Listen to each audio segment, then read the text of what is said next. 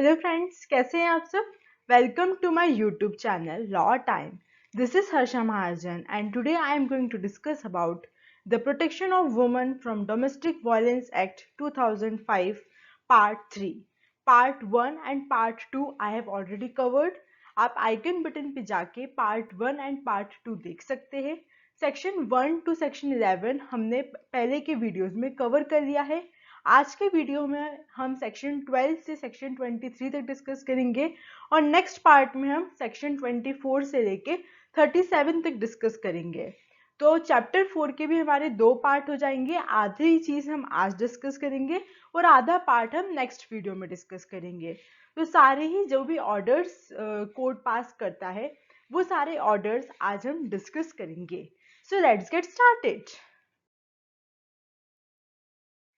सबसे पहले हम स्टार्ट करने से पहले चैप्टराइजेशन देख लेते हैं। चैप्टर 1, चैप्टर 2 और हमने देख लिया है हमारे प्रीवियस वीडियोस में। आप जाके आइकन बटन पे जाके आप देख सकते हैं। आज हम बात करेंगे और सेक्शन 3 भी, चैप्टर 3 भी हमने डिस्कस कर लिया था।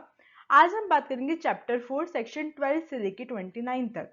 तो पहले हम ब्रीफली देख लेते हैं कि सेक्शन 12 से लेके 29 तक सेक्शंस क्या कहते हैं। सबसे पहले हम इसे एक स्टोरी फॉर्म में देखेंगे।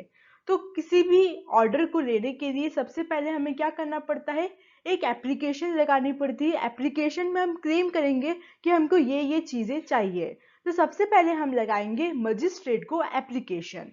मजिस्ट्रेट को एप्लीकेशन लगाने के बाद क्या होता है, नोटिस सर्व करते हैं। जो भी पार्टीज है उसे हम क्या करेंगे, नोटिस देंगे, उसे हम बुलाएंगे। उसके बाद हम क्या करेंगे, काउंसलिंग। हमारे इंडिया का नियम है कि हम क्या करेंगे, कोशिश करेंगे कि उनकी क्या हो जाए, सुलह हो जाए, उनकी काउंसलिंग हो जाए और किसी का भी क्या हो, घर नहीं टूटे। ये वाला सिद्धांत हम अपनाते हैं। तो हम क्या करेंगे, दोनों ही पार्टी की काउंसलिंग करने की कोशिश करेंगे कि अगर छोटी मोटी बात है, बहुत छोटी सी बात है, अगर फॉर एग्जाम्पल सिर्फ इतनी सी लड़ाई हो गई कि खाने में नमक ज्यादा है ये बोल दिया और बीवी गुस्सा हो गई और डोमेस्टिक वायलेंस लगा दिया, तो उनका क्या करा देंगे, हम सुलह करा देंगे, उनकी हम काउंसलिंग करा देंगे। Assistance of welfare expert. अगर हमको ऐसा लगता है कि हमें वेलफेयर एक्सपर्ट के असिस्टेंस की जरूरत है तो वो हम सेक्शन 15 में क्लेम कर सकते हैं। सेक्शन 16 ये कहता है कि ये जो भी प्रोसीडिंग है, ये पूरी जो प्रोसीडिंग है इन कैमरा प्रोसीडिंग होगी। इन कैमरा प्रोसीडिंग का मतलब होता है कि ये जो प्रोसीडिंग होगी इसमें पब्लिक अलाउ नहीं होगी, मीडिया अलाउ नहीं होगी। सिर्फ वही मेंबर्स होंगे जो कि इसमें इम्पोर्टेंट है और जो फैमिली के लोग हैं सिर्फ वही इसमें होंगे जो कि इम्पोर्टेंट है। ये कहता है सेक्शन 16। और इन कैमरा प्रोसीडिंग का मतलब ये होता है कि सिर्फ घर के लोग ही होंगे, outsiders are not allowed. Sir, अब सबसे इंपॉर्टेंट आता है हमारा सेक्शन 17 से लेके 23 तक। ये सारे हमारे रिलीफ से, सारे ऑर्डर से जिसके लिए ये पूरा एक्ट बना है। ये एक्ट का सबसे सबसे मोस्ट इंपॉर्टेंट चीज है। सेक्शन 17 कहता है right to reside in a shared household. वो जो हमने पढ़ा था सांझी गृहस्थी, शेयर्ड हाउस होल्ड, हमने हमारे प्रीवियस वीडियो में पढ़ा था। उसमें हमने देखा था कि वो क्या कर सकती है, शेयर्ड हाउस होल्ड में रहना जरूरी है। तो वो राइट टू रिसाइड, वो शेयर्ड हाउस होल्ड में रिसाइड कर सकती है। ऐसा नहीं कि अब एप्लीकेशन लगाई तो हस्बैंड बोलेगा कि तुमने मेरे पे केस किया, अब तुम घर से बाहर जाओ। नहीं, वो लेडी क्या कर सकती है, शेयर्ड हाउस होल्ड में रह सकती है। 18 कहता है protection order, 19 residence order, 20 monetary relief, 21 custody order और 22 कंपनसेशन ऑर्डर और 23 कहता है राइट टू ग्रांट इंटरिम भी मिल सकता है, इंटरिम रिलीफ भी मिल सकता है और एक्स पार्टी ऑर्डर भी मिल सकता है। ये हो गया हमारा सेक्शन 23 तक। 24 कहता है फ्री ऑफ कॉस्ट कॉपी देंगे, ऑल्ट्रेशन वगैरह भी कर सकते हैं ऑर्डर में। सेक्शन 25 अदर स्यूट्स भी हम फाइल कर सकते हैं, आईपीसी या फिर अदर स्यूट्स अगर हमको फाइल करना है तो वो भी हम फाइल कर सकते हैं। सेक्शन 26 में 27 कहता है कि इसका जुरिस्डिक्शन किस किस को है, जेएमएफसी और एमएम को जुरिस्डिक्शन है। इसका पूरा पूरा जो भी प्रोसीजर है वो बताया है 28 में, और 29 में बताया है कि हम अपील कहाँ कर सकते हैं। तो अपील हम कर सकते हैं कोर्ट ऑफ सेशन में विद इन 30 डेज। ये बताया है 29 में। ये हो गया हमारा चैप्टर का पूरा ओवरव्यू मैंने आपको दिया है। अब हम एक एक सेक्शन को पूरे डिटेल में पढ़ेंगे। एक एक सेक्शन का एक एक सबसेक्शन और उसका एक एक वर्ड हमारे जो भी काम का है वो हम सारा डिटेल में स्टडी करेंगे। सबसे पहले हमारे पास है सेक्शन 12। सेक्शन 12 में हमने क्या किया है, एप्लीकेशन लगाई है। किसको लगाई है एप्लीकेशन, तो मजिस्ट्रेट। तो पहले तो आप ये याद रखिए कि एप्लीकेशन किसको हम लगा रहे हैं, तो हम लगा रहे हैं मजिस्ट्रेट साहब को हम एप्लीकेशन लगा रहे हैं। कौन कौन एप्लीकेशन लगा सकता है, ये बहुत ही इंपॉर्टेंट क्वेश्चन है कि कौन कौन एप्लीकेशन लगा सकता है। तो टोटल 3 लोग हैं जो कि एप्लीकेशन लगा सकते हैं। सबसे पहले तो अग्रीव्ड पर्सन खुद लगा सकता है जिसके साथ हुआ है, या फिर प्रोटेक्शन ऑफिसर, या फिर any other person on behalf of the aggrieved person क्या कर सकते हैं, एप्लीकेशन लगा सकते हैं मजिस्ट्रेट को।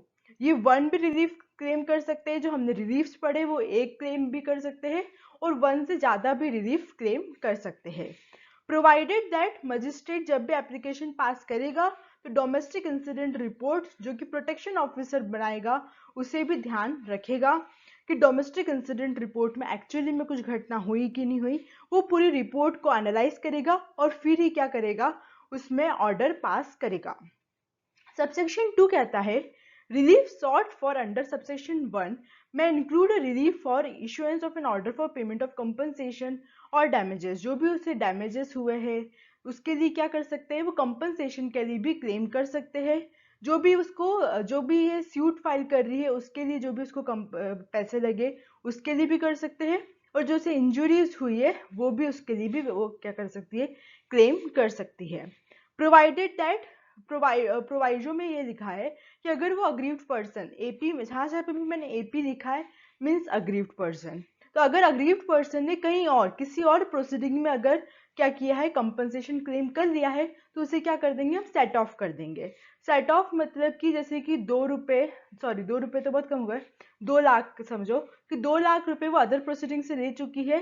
For example custody of children के वो पैसे ले चुके हैं 2 लाख रुपए, तो फिर अब ये वाला जो पैसा है ये उसे नहीं मिलेगा। इस वाले ऑर्डर में फॉर एग्जांपल अगर 10 लाख मिला है उसको, तो उसमें से क्या कर देंगे, 2 लाख माइनस कर देंगे, तो उसको क्या मिलेगा, 8 लाख ही मिलेगा। इसे कहते हैं सेट ऑफ रूल। ये आपने मैथमेटिक्स में पढ़ा होगा, तो उसे क्या कर देंगे, सेट ऑफ कर देंगे। जितना उसको मिल गया है वो उतना सेट कर देंगे। फिर है सबसेक्शन 3। सबसेक्शन 3 कहता है कि जो भी एप्लीकेशन का जो भी फॉर्म वगैरह है एज मे बी प्रिस्क्राइब्ड, ये बहुत इंपॉर्टेंट है। सबसेक्शन 4 बहुत इंपॉर्टेंट है। Magistrate shall fix the first date of hearing. First date of hearing कब होगी, बियॉन्ड 3 डेज नहीं हो सकती है।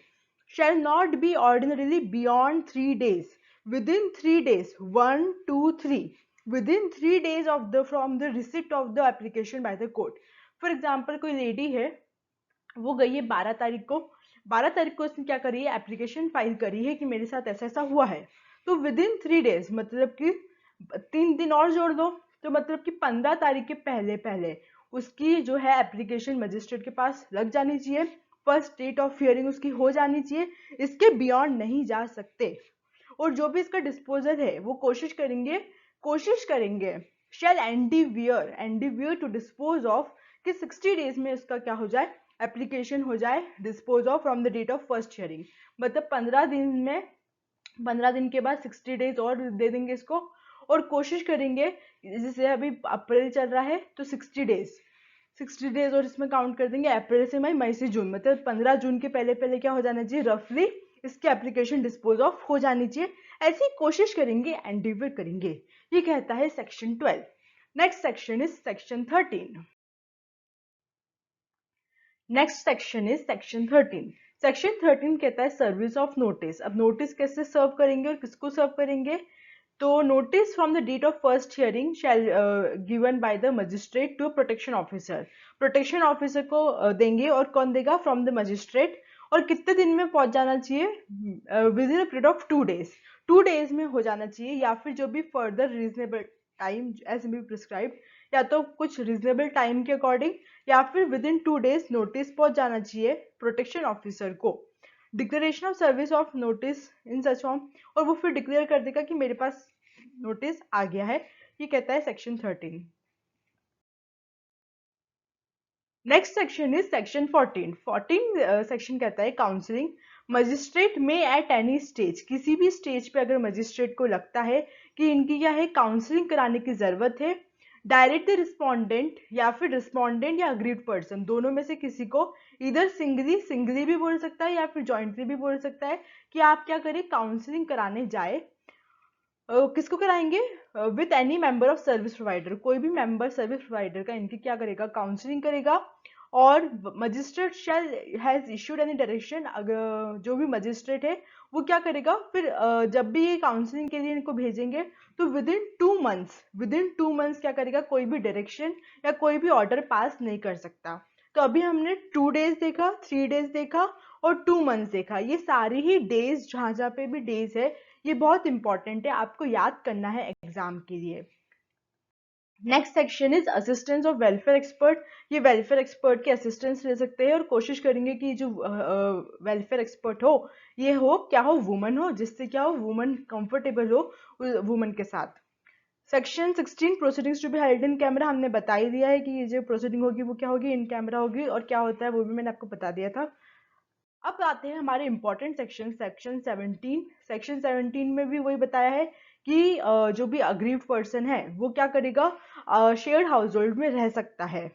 तो notwithstanding anything contained in any law for the time, every woman in a domestic relationship shall have right to reside in a shared household, whether or not she has any right, उस lady का उस house पर right है कि नहीं है, title है कि नहीं है, वो उस हाउस में रह सकती है।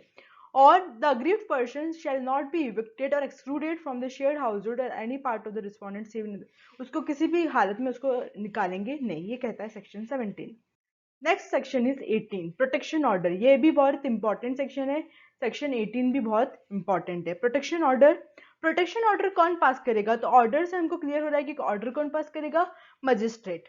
तो मजिस्ट्रेट क्या करेगा, मजिस्ट्रेट में after the assistant AP, AP मतलब अग्रीव्ड पर्सन और रिस्पोंडेंट दोनों को क्या दिया जाएगा, सुनवाई का मौका दिया जाएगा, अपॉर्चुनिटी ऑफ बीइंग हर्ड दिया जाएगा, इन दोनों को दिया जाएगा। और फिर वो क्या करेगा, अगर उसको ऐसा लगता है कि डोमेस्टिक वायलेंस हुआ है या फिर हो सकता है फ्यूचर में, तो वो ये सारी चीजों को प्रोहिबिट करेगा। अब प्रोटेक्शन ऑर्डर में बहुत सारे ऑर्डर्स है, तो हम पॉइंट्स देख लेते हैं क्या क्या करेगा।